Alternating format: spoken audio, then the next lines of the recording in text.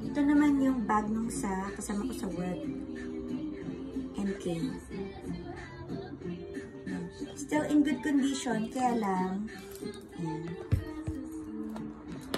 Ganito siya. Cute, diba?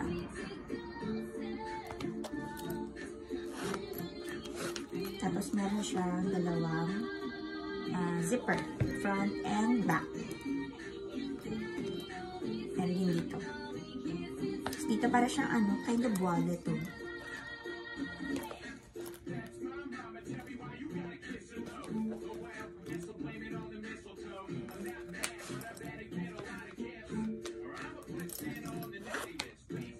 Yan, in good condition pa naman siya.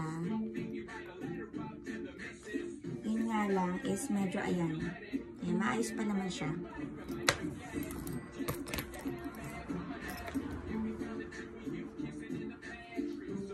Diba? Cute siya pang harabas. Pang mall-mall. Yung hindi mo kailangan ng maraming gamit. For the cellphone, makeup kit. Diba? Ay.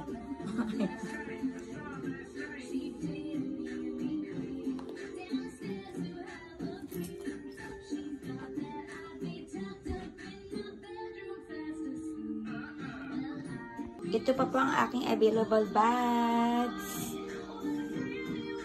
Bili-bili na po kayo.